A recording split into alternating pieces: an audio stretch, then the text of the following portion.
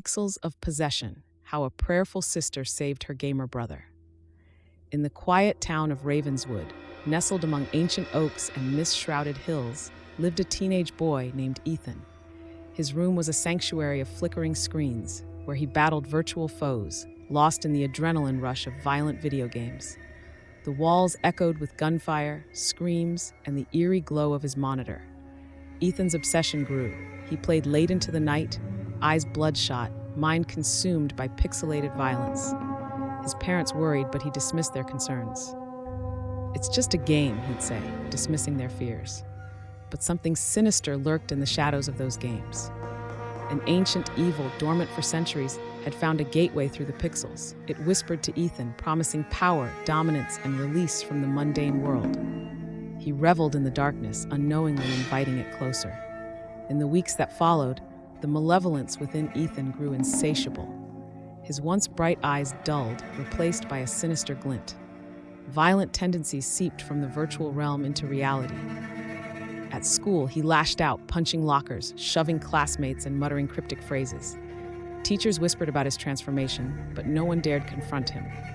At home, the walls absorbed the echoes of his rage. His parents, bewildered and frightened, watched their son unravel. The boy who once hugged them tightly now recoiled, his fists clenched. They pleaded with him, begged him to stop playing those accursed games, but he'd scoff and retreat to his room, where the screen flickered like a malevolent oracle. One evening, as rain drummed against the window, Ethan's parents heard a crash. Rushing upstairs, they found him standing over a shattered vase, shards of porcelain scattered like broken promises. His eyes bore no remorse, only defiance. "It's just a game," he spat, his voice eerily calm. His mother wept, her heart breaking. "Ethan, our son, what have you become?" But it wasn't just the violence. Ethan's dreams twisted into nightmares. He'd wake, drenched in sweat, hands trembling. In those moments, he'd glimpse shadowy figures, distorted avatars from his games, hovering at the edge of his bed. Their whispers promised power, dominance, and release from the mundane world. And he listened, desperate for escape. His younger sister, Lily, sensed the change. She was a devout girl, her room adorned with rosaries and holy water. When she saw the malevolence in Ethan's eyes, she knew she had to act. She prayed fervently, seeking guidance from above. One stormy night, as lightning split the sky, Lily confronted her brother. "Ethan," she said, her voice trembling, "you're not yourself. These games, they're poisoning your soul." He laughed, eyes glazed. "You don't understand, Lily. The power I feel, it's intoxicating." One night, Ethan's parents went upstairs to their son's room to talk to him. And there, in the flickering glow of the monitor, they found their son, hanging upside down from the ceiling, limbs twisted in an unnatural pose. His eyes were vacant, pupils dilated. The room reeked of sulfur and desperation. Lily, the beacon of faith, watched her brother's descent with tearful eyes. She knew the abyss consumed him, but she refused to surrender. She dialed the parish priest's number, Father Pietro, who happened to be an exorcist. When he arrived, he sensed the malevolence in Ethan's room, the air thick with despair. But he didn't flinch.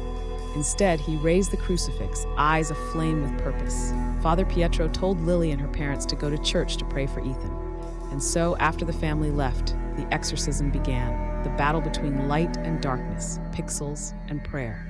The priest chanted verses older than time. The room trembled, and Ethan writhed, caught between realms. Father Pietro sprinkled holy water as he prayed. The room quivered and Ethan convulsed, his body twisting unnaturally. The evil fought back, clawing at the priest's faith. But Lily and her family who were in the church remained strong, one with the priest in their prayers, their rosaries glowing with divine light. "Release him," Father Pietro commanded, his voice echoing through realms unseen. The room erupted, a tempest of shadows, screams, and shattered screens. The evil entity fought to maintain its grip on Ethan's soul, but the priest's and the family's unwavering faith prevailed. Finally, with a guttural roar, the darkness fled. Ethan collapsed, gasping for air. His eyes cleared and he said, "What have I done?" Father Pietro called the family back home to reunite with Ethan. Lily hugged her brother tightly. "You're free now, Ethan, but remember, evil seeks any crack in our defenses. Guard your heart." Ethan cried, embracing Lily and their parents as he swore that he would never touch a video game again. Instead, he studied theology, seeking answers to the darkness he'd unleashed. Lily remained his anchor, her prayers shielding him from temptation. Their family started going to Mass and praying the Rosary together every single day. Years passed, and Ethan became an exorcist himself.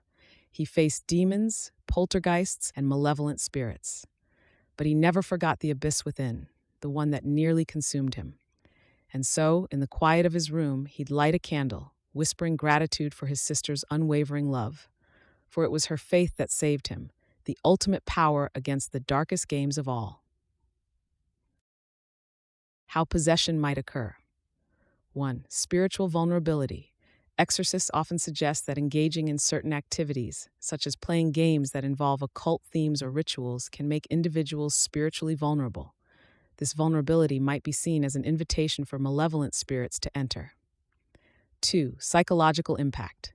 Games with intense, dark themes can have a psychological impact, especially on individuals who are already susceptible to suggestion or have underlying mental health issues. This can create a fertile ground for the belief in possession. Through behavioral changes, exorcists note that significant behavioral changes, such as isolation, aggression, or obsession with dark themes, can be signs of spiritual influence. These changes might be triggered or exacerbated by certain types of games. 4. Cultural and religious context. In many cultures, the belief in possession is intertwined with religious practices. Exorcists often emphasize the importance of faith and religious rituals in both preventing and addressing possession.